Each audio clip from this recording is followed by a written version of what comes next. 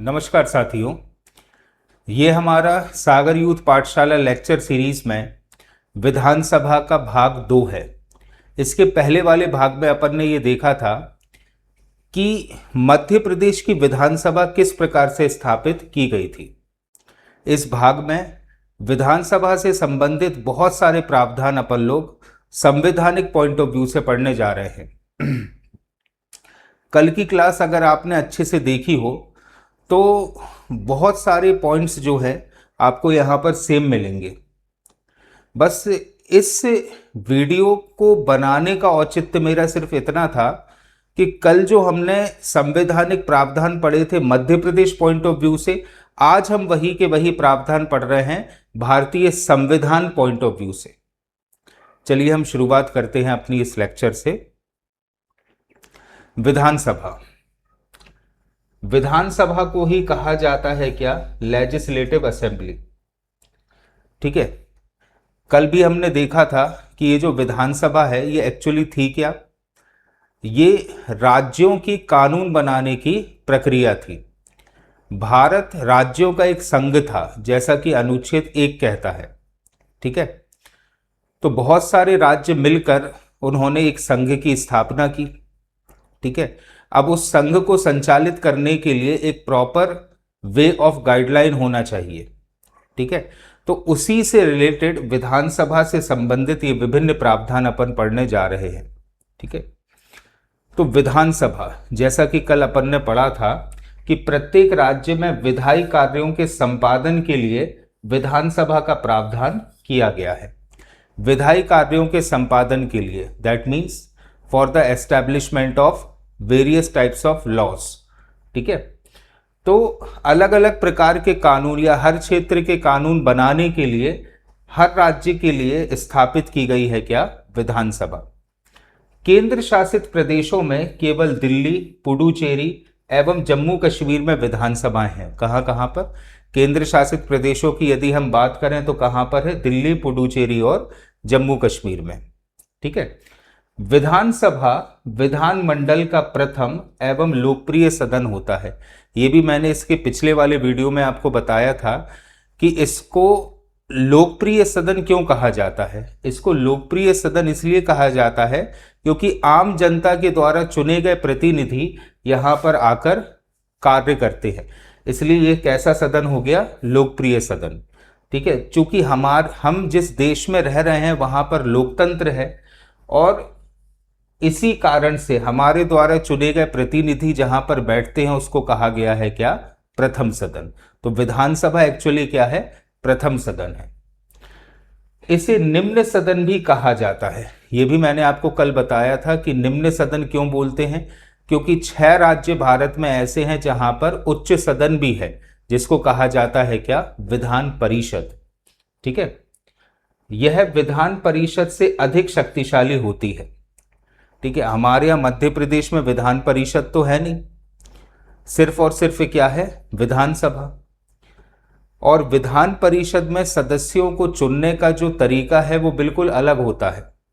ठीक है, तो विधान परिषद से ये अधिक शक्तिशाली है क्योंकि ये संस्था पूर्णतः लोकतांत्रिक है।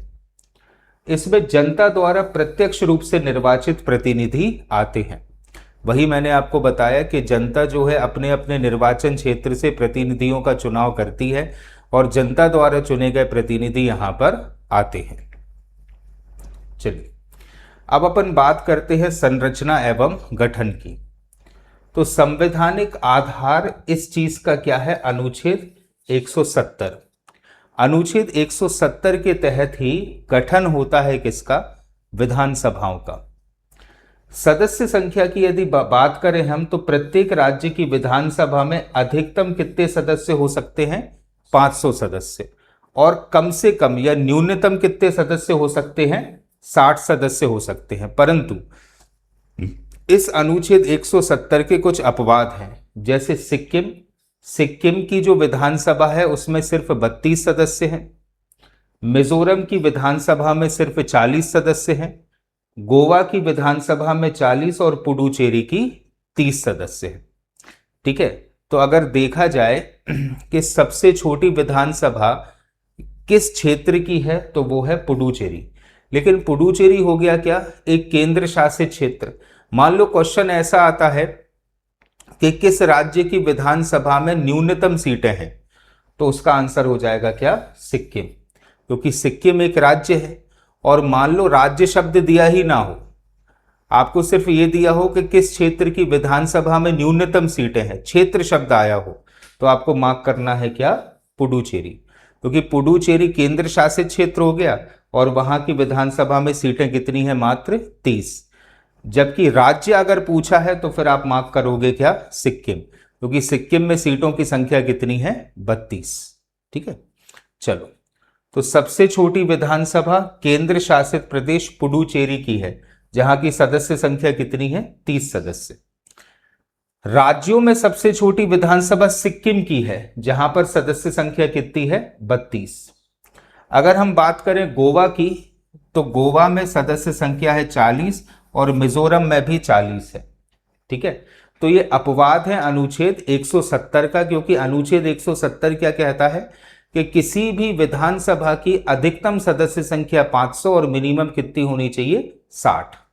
ठीक है, अगर बात करें पूरे भारत में सबसे बड़ी विधानसभा किसकी है, तो पूरे भारत में सबसे बड़ी विधानसभा है उत्तर प्रदेश की, जहां की सदस्य संख्या कितनी है, 403 सदस्य है। ठीक है, चलिए अब अपन बात करते हैं विधानसभा में सदस्यों के निर्वाचन की। ठीक है, तो विधानसभा में सदस्यों का निर्वाचन प्रादेशिक निर्वाचन क्षेत्रों के आधार पर होता है। प्रादेशिक निर्वाचन क्षेत्र का अर्थ क्या है, इसका अर्थ यह है कि प्रदेशों को छोटे छोटे से निर्वाचन क्षेत्रों में बांट दिया गया है और हर एक निर्वाचन क्षेत्र से कैंडिडेट खड़ा होता है और विधानसभा का इलेक्शन लड़ता है। तो विधानसभा में सदस्यों का निर्वाचन कैसा होता है, प्रादेशिक निर्वाचन क्षेत्रों के आधार पर होता है। निर्वाचन वयस्क मताधिकार के आधार पर प्रत्यक्ष निर्वाचन प्रणाली के द्वारा होता है। वयस्क मताधिकार के आधार पर, इसका अर्थ यह है कि कोई भी व्यक्ति जो 18 वर्ष की आयु का हो चुका है वही पात्र है विधानसभा के चुनावों में मतदान करने के लिए। ठीक है, और प्रत्यक्ष निर्वाचन प्रणाली के आधार पर होता है। इसका अर्थ यह है कि प्रत्यक्षतः आप अपने बीच से किसी सदस्य का चुनाव करते हो और वह विधानसभा में जाकर बैठता है। तो चुनाव कैसा हो गया, प्रत्यक्ष निर्वाचन प्रणाली के आधार पर। और दूसरा आधार क्या है, वयस्क मताधिकार। तो वयस्क मताधिकार का अर्थ क्या हो गया, कोई भी व्यक्ति जो 18 वर्ष की आयु पूर्ण कर चुका है वही पात्र है इस चुनाव में मतदान करने के लिए। राज्य विधानसभाओं के निर्वाचन का संचालन भारत निर्वाचन आयोग के द्वारा किया जाता है।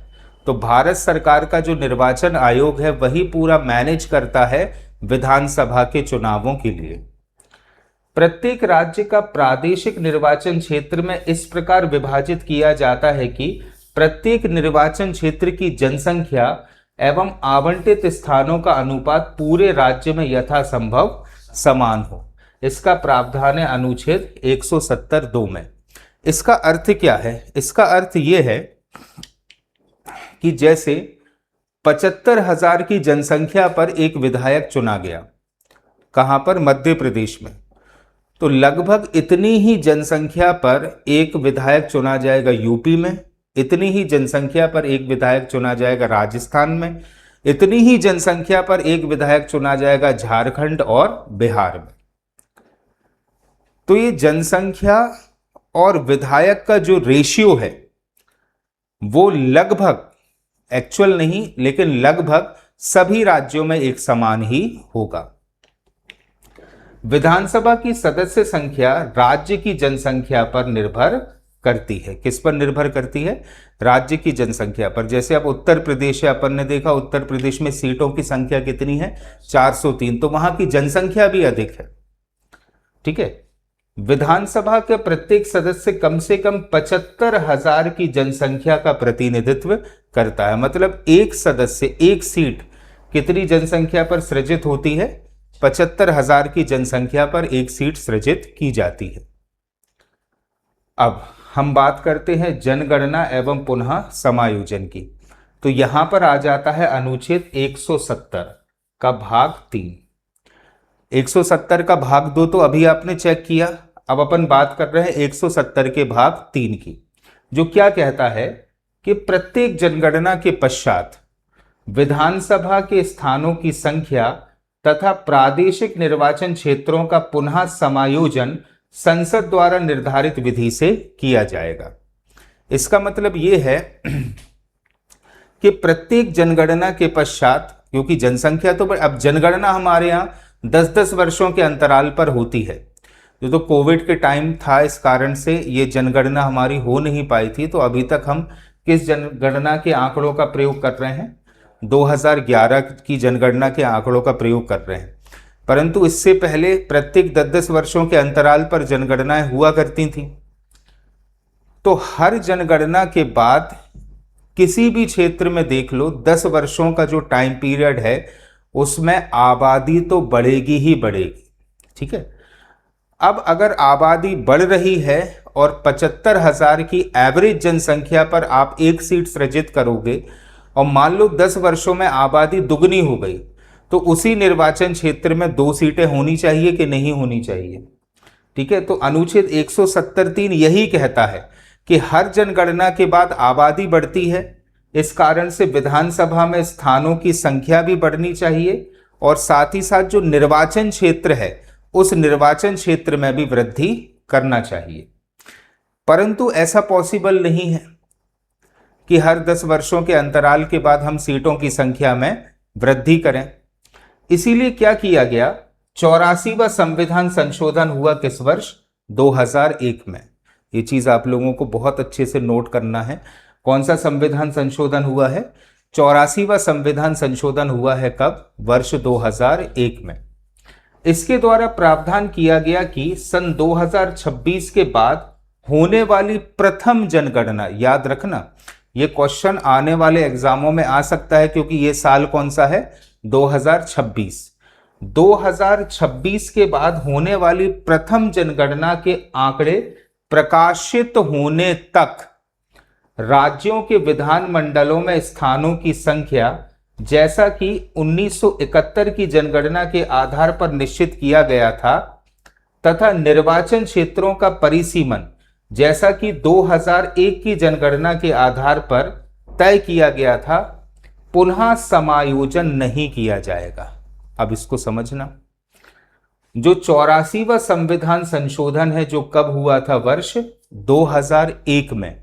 वो क्या कहता है कि विधानसभा में जो सीटें हैं उन सीटों की संख्या 1971 की जनगणना के आधार पर ही निर्धारित होगी, और जो निर्वाचन क्षेत्र है, जैसे हम सागर के हैं तो हमारा सागर का एक निर्वाचन क्षेत्र हो गया, ठीक है, जहां से विधायक कौन है? शैलेंद्र जैन जी। ठीक है, फिर बाजू में हमारे रहली है, ठीक है, तो रहली वाले क्षेत्र से विधायक कौन हो गए? गोपाल भार्गव जी। ठीक है, ऐसे ही खुरई वाला क्षेत्र हमारे पड़ोस में है, तो खुरई से विधायक कौन हो गए? भूपेंद्र सिंह जी। फिर दूसरे दिशा में सुर्खी क्षेत्र है, तो सुर्खी क्षेत्र से विधायक कौन हो गए? गोविंद सिंह राजपूत जी। ठीक है, तो ये हो गए क्या? निर्वाचन क्षेत्र। कौन सा? एक हमारा सागर हो गया, एक हो गया हमारा रहली, एक हो गया हमारा खुरई, एक हो गया हमारा नरियावली नहीं, गोविंद सिंह राजपूत का क्षेत्र सुर्खी। ठीक है, और नरियावली। नरियावली से कौन है? प्रदीप लारिया जी। ठीक है, और सारे के सारे विधायक बहुत शानदार और बहुत अच्छे आदमी हैं, कोई इसमें त्रुटि की बात नहीं है। ठीक है, तो सागर क्षेत्र से विधायक कौन हो गए? सागर एक निर्वाचन क्षेत्र हो गया, तो सागर क्षेत्र से विधायक कौन हो गए? शैलेंद्र जैन।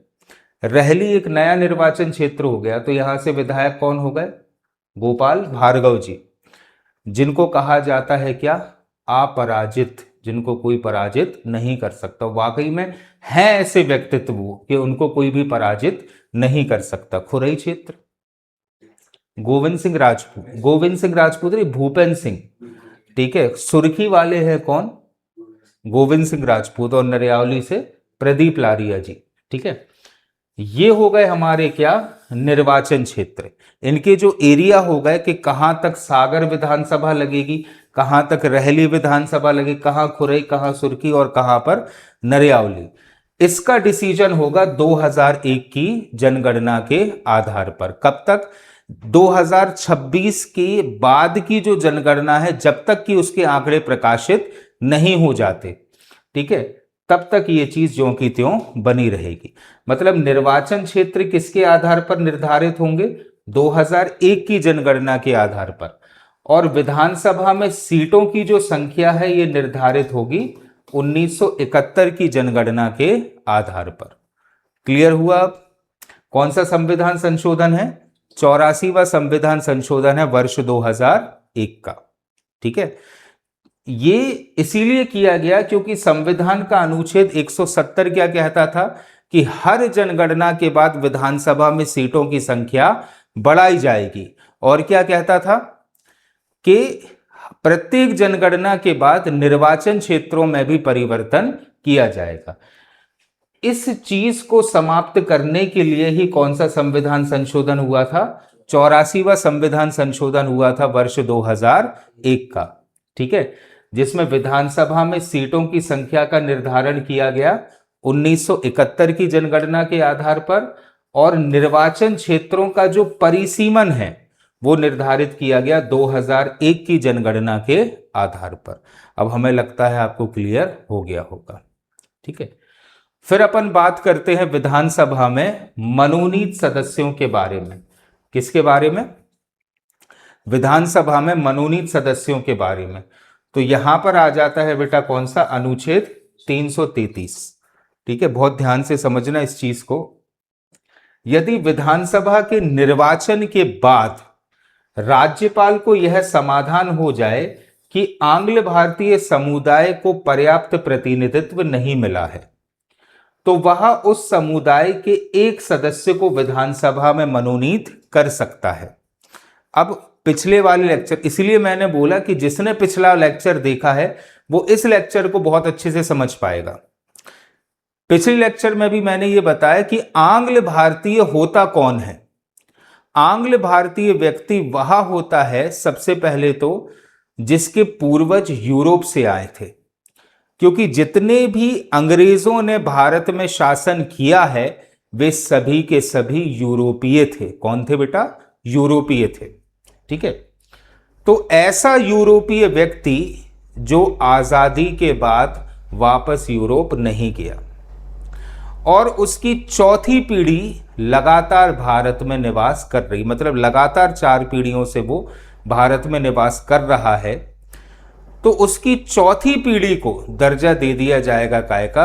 आंग्ल भारतीय समुदाय का। अब आप सोचिए, आपकी कॉलोनी में एक आंग्ल भारतीय समुदाय का व्यक्ति रहता है, ठीक है, जो रंग और स्वरूप से तो यूरोपीय है, लेकिन उसके मस्तिष्क से और उसके हाव भाव से वो पूर्णतः भारतीय है, क्योंकि उसकी 4 पीढ़ियां कहाँ रह रही हैं? भारत में।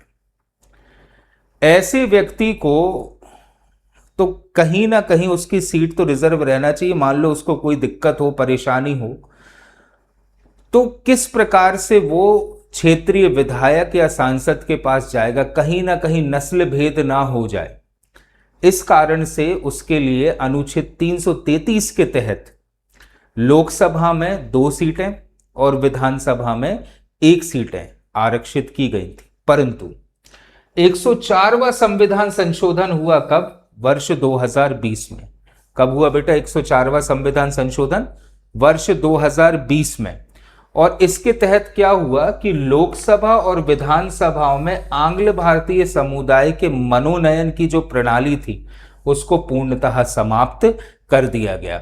मतलब ये जो प्रावधान था कि आंग्ल भारतीय समुदाय के 2 व्यक्ति राष्ट्रपति के द्वारा लोकसभा में और आंग्ल भारतीय समुदाय का एक व्यक्ति राज्यपाल के द्वारा विधानसभा में जो मनोनीत होता था उसको अब पूर्ण तरीके से समाप्त कर दिया गया है। ठीक है, तो इस प्रकार से अब इस आंग्ल भारतीय समुदाय का जो भी मनोनयन हो रहा था वो अब पूर्ण तरीके से समाप्त हो चुका है। और इसके लिए कौन सा संविधान संशोधन हुआ था? 104वां संविधान संशोधन हुआ था। कब? वर्ष 2020 में।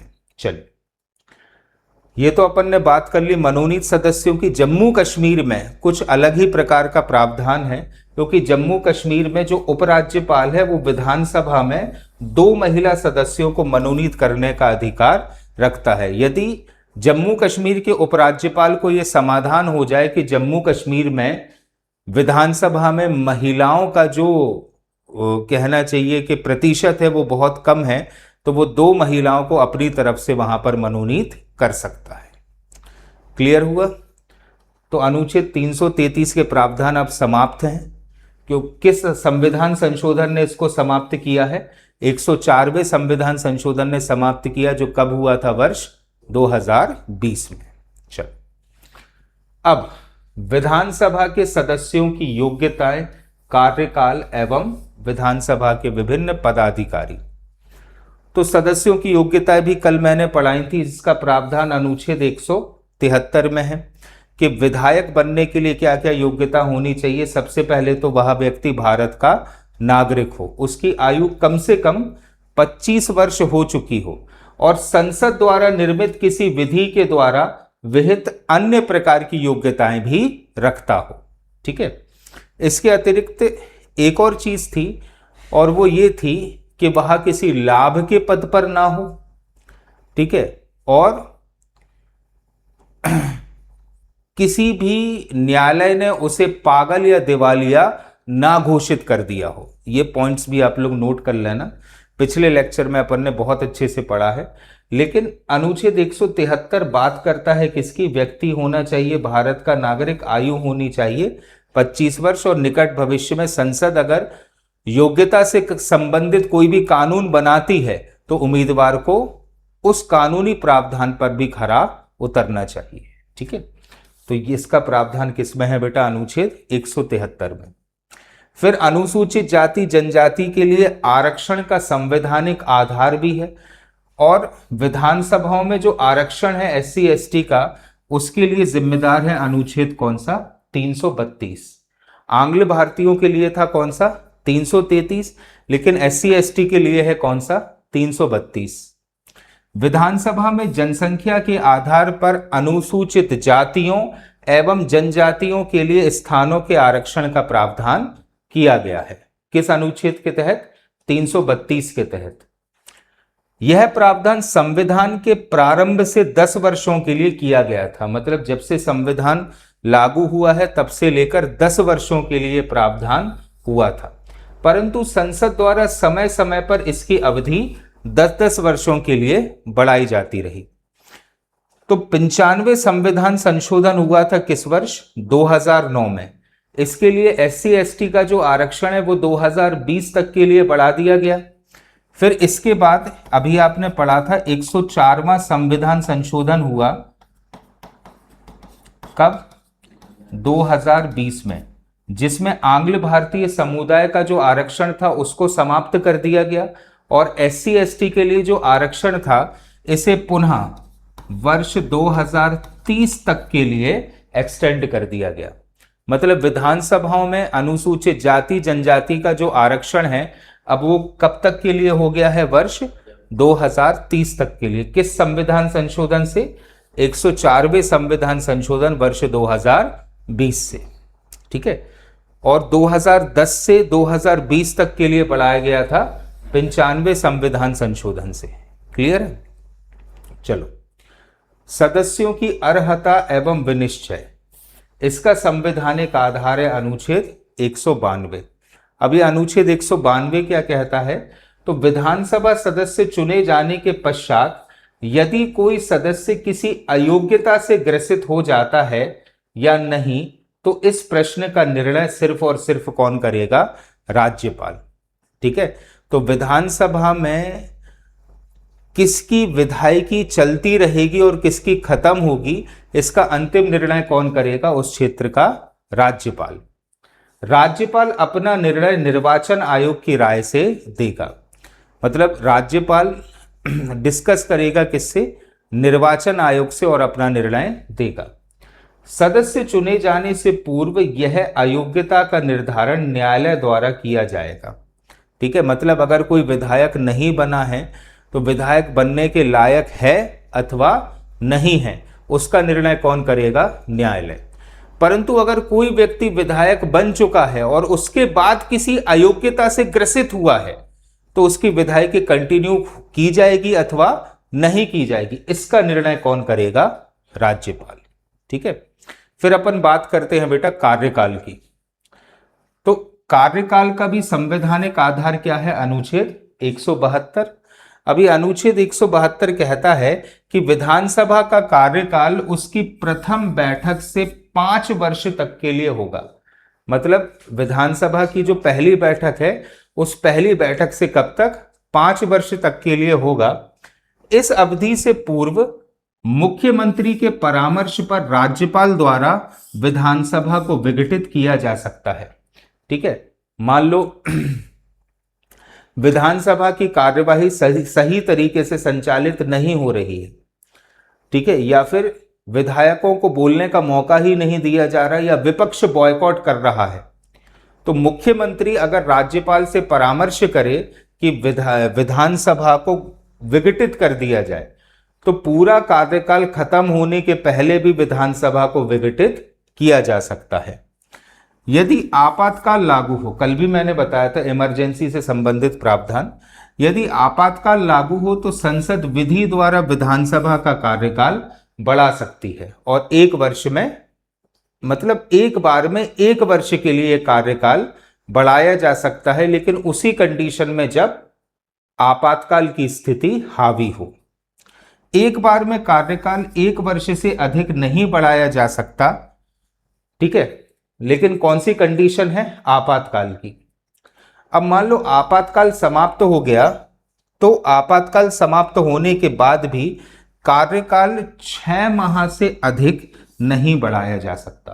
ठीक है, मान लो आपातकाल समाप्त भी हो गया तो कार्यकाल कितना? 6 माह से अधिक नहीं बढ़ाया जा सकता। मतलब आपातकाल के समाप्त होते ही 6 माह के अंदर अंदर नई विधानसभा के चुनाव कराना अत्यंत आवश्यक हो जाएगा। ठीक है, फिर अपन बात करते हैं विधानसभा के पदाधिकारियों के बारे में। तो प्रत्येक राज्य की विधानसभा में 2 प्रमुख पदाधिकारी होते हैं। एक होता है अध्यक्ष जिसको कहा जाता है स्पीकर, और एक होता है उपाध्यक्ष जिसको कहा जाता है डेप्यूटी स्पीकर। अब इनका चुनाव कैसे होता है कि भैया नए नए विधायक चुनकर आए हैं, वो विधायक अपने बीच में से अपनी सर्वसम्मति से किसी एक व्यक्ति को बनाएंगे अध्यक्ष और एक व्यक्ति को बनाएंगे क्या? उपाध्यक्ष। ठीक है, तो दोनों का चुनाव विधानसभा के सदस्य अपने सदस्यों में से ही करते हैं। इनका कार्यकाल विधानसभा के कार्यकाल तक होता है। अब अगर अध्यक्ष को त्यागपत्र देना है तो वो त्यागपत्र देगा किसे? उपाध्यक्ष को, और उपाध्यक्ष त्यागपत्र देगा किसे? अध्यक्ष को। ठीक है, तो अध्यक्ष अपना त्यागपत्र किसे देगा?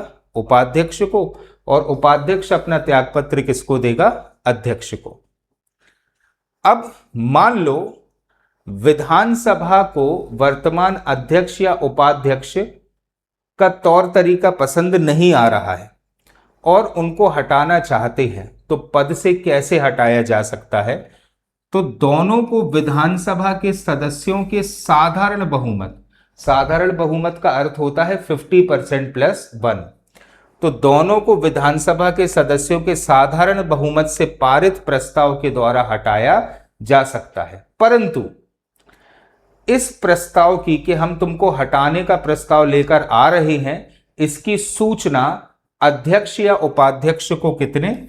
14 दिन पूर्व दिया जाना आवश्यक होगा।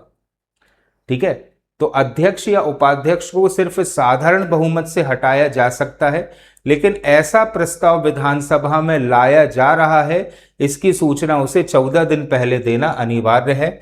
यदि अध्यक्ष को हटाने का प्रस्ताव लंबित हो तो वह निर्णायक मत नहीं दे सकता, क्योंकि अध्यक्ष का काम होता है क्या, कोई भी बिल यदि पारित हो रहा है तो वो निर्णायक मत दे सकता है, लेकिन अगर बिल उसको हटाने का ही है तो इस परिस्थिति में वो निर्णायक मत नहीं दे सकता, बल्कि विधानसभा सदस्य के रूप में अपना मत देता है।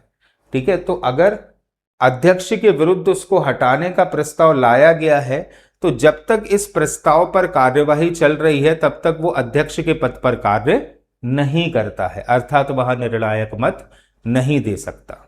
ठीक है, वो तब तक कार्य करता है विधानसभा के एक सामान्य सदस्य के रूप में। विधानसभा भंग होने पर भी अध्यक्ष अपने पद पर तब तक बना रहता है जब तक कि नई विधानसभा की पहली बैठक नहीं हो जाती। दोनों पदाधिकारियों को राज्य विधानमंडल द्वारा निर्धारित वेतन भत्ते एवं अन्य सुविधाएं प्राप्त होती हैं। मतलब विधानसभा ही डिसाइड करेगी कि अध्यक्ष और उपाध्यक्ष को कितना वेतन दिया जाना है, तो विधानसभा के द्वारा निर्धारित वेतन भत्ता ही उसे प्राप्त होता है, किसे, अध्यक्ष को और उपाध्यक्ष को। भले विधानसभा भंग भी हो जाए लेकिन अध्यक्ष अपने पद पर तब तक बना रहता है जब तक कि नई विधानसभा का गठन नहीं हो जाता। ठीक है, अब अध्यक्ष के कुछ प्रमुख अधिकार एवं कार्य हैं। कैसे?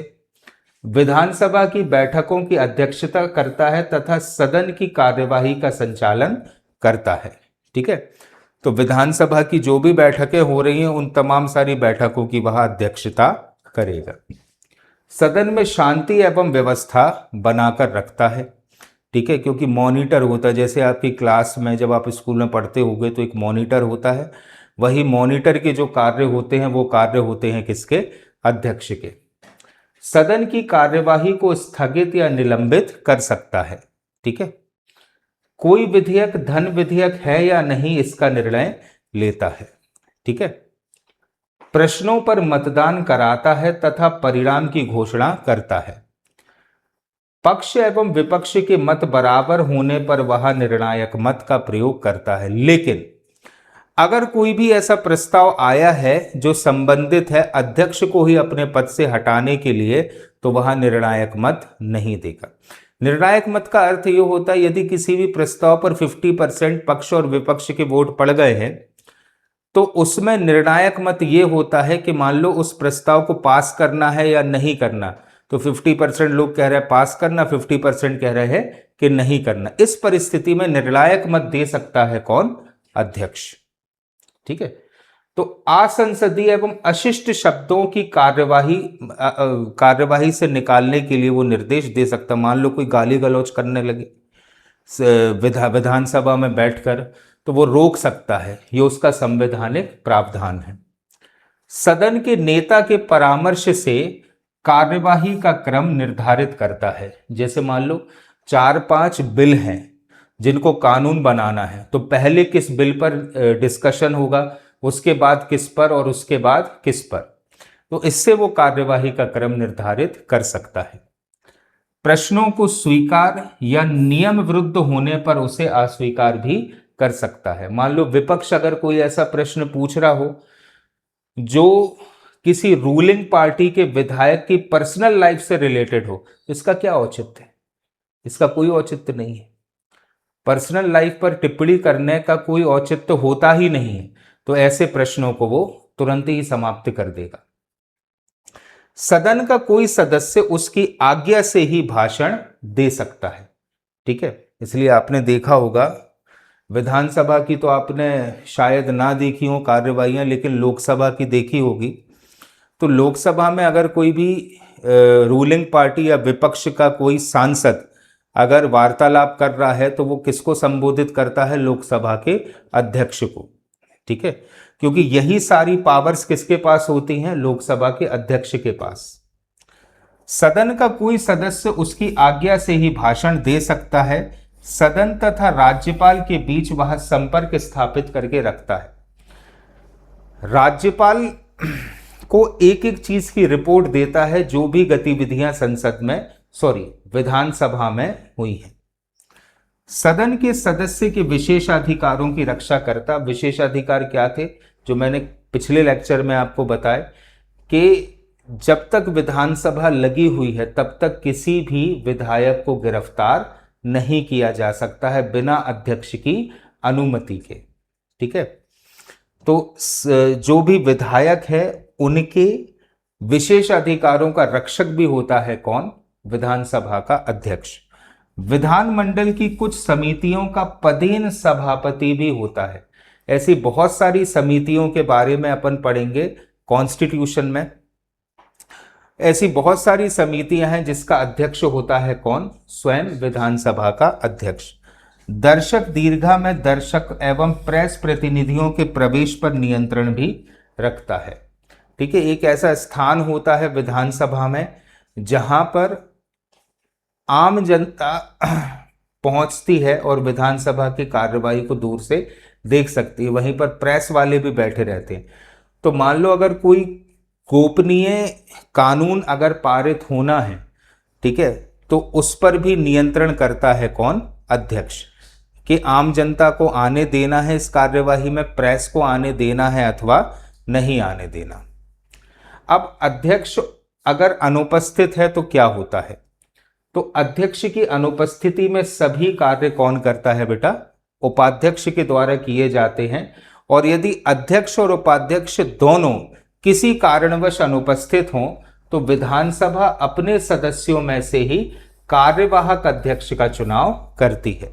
मतलब विधानसभा के सदस्य स्वेच्छा से किसी कार्यवाहक अध्यक्ष को नियुक्त कर सकते हैं। ठीक है, तो ये है बेटा पूरा नॉलेज किसका, विधानसभा का। ठीक है, आज के लेक्चर में बस इतना ही करते हैं। Thank you.